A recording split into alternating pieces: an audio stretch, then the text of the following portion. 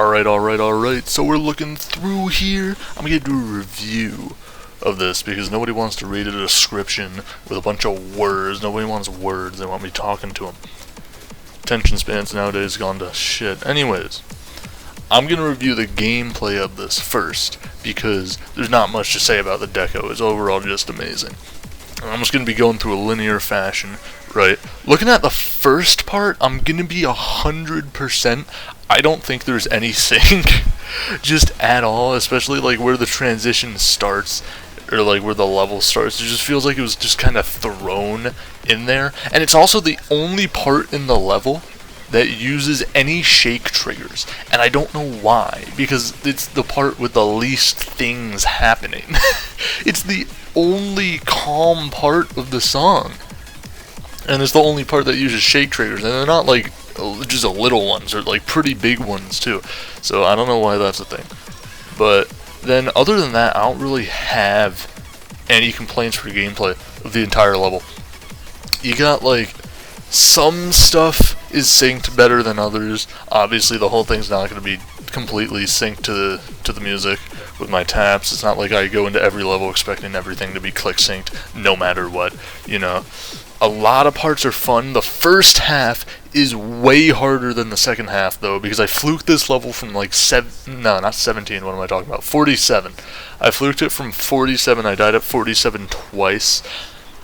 Just because everything in the first half is a lot harder than the second half. Looking at the first half, you have the part at the drop is like kinda hard, and then this part with M0's deco, I don't know who made the gameplay for this, but it is impossible. The wave has literally every object moving in it, which could be cool, but the moves are not really executed as well as they could be. So the places you gotta actually go in the wave, you have to like muscle memorize instead of visually look at, right?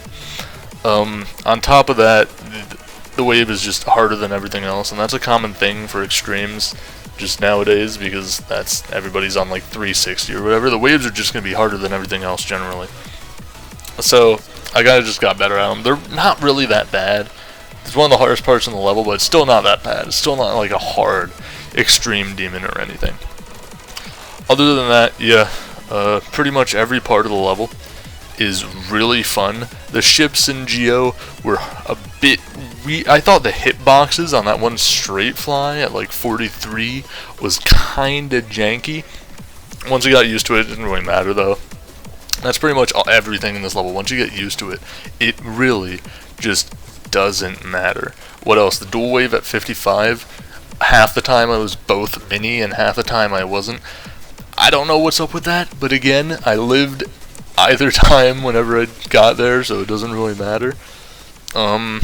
The transition from, what is this, 56 right here with the white screen into that wave could be a bit better. It's a bit sudden, but again, it's not a hard timing that you go into, so it doesn't really matter that much, I don't think.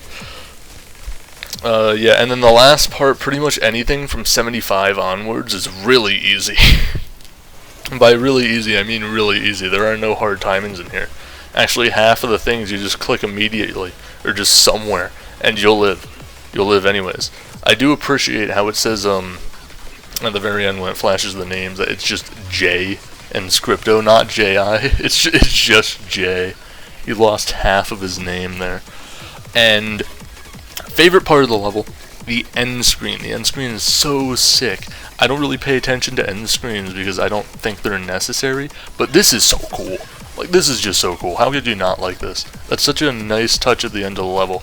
And obviously you don't see it in the video, but once the song stops, the end screen cuts out, and then it's black. And it's like, oh, it's so sick.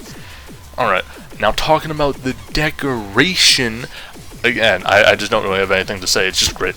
It's just really good.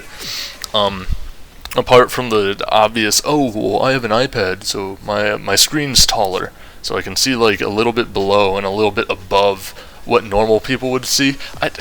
That doesn't bother me at all. It's like if somebody's playing on a wide iPhone and then there's like glow at the sides of the levels, but you can see like one block past it. It doesn't take away from the experience at all. It's so whatever. It's like such a minuscule part. that you can actually see. I really love the rainbow theme of the level. Some parts are really trippy with it, and I really like it. This build-up part, the second part in the level, that's crazy. I've never seen anything like this. It's just so well made, too.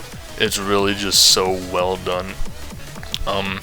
M0's part, I think that's the fourth part that I was complaining about, with the waves being really hard, or that level's just, or that part's just the hardest part in the level, right? I do think that all of this deco looks really messy, but it kinda just works anyways. Like, I really don't mind that it's messy. I do think it's one of the weaker parts of deco-wise, but it just doesn't matter to me. Because so much stuff's going on, the song's crazy, it definitely fits with the song, right? It just works. Geo's part, great. The next part here, I think this was Urian. Yeah, Urian and Antika. I don't know who Antika is, but Urian's the GOAT. This uses the most objects in the level. I think this whole part's like 30,000 objects, so that's another thing. Like, apparently the level is like 195,000 objects in less than a minute and a half. That's a hefty amount. So if you're on a high frame rate or your phone lags a lot, you might need to grab a low detail mode of this. I didn't have any problems because my iPad's insane, but that's a lot of stuff to run. I know I've seen people talking about it, and they wish it was more optimized. Masu's part is great. Even though it's only here for like not that long, I really like it. Like, that's just, his stuff is so cool. It just works so well. And then the last part, I think this was Zender game with that giant rotating thing. That's so sick. And it fits with a note that it's great. It's just great. Basically, this level's amazing. In summary, like, it's just so cool. Especially because I didn't die in the second half. I probably enjoyed it just a lot more than I normally would if I got really unlucky with it. And decoration is some of the best I've seen. Gameplay is really fun overall, even though it has like the slight bit of problems. Who cares? If a level's completely balanced and every click is the same difficulty no matter what, it's gonna get so boring to play. It makes it memorable if you have like, oh well, I know that straight fly is harder than anything else around it, and then like it makes the level so much more memorable to have like slightly unbalanced gameplay. So I don't care. I think the level's great. That's it. Summarizes all my thoughts about it. Yeah.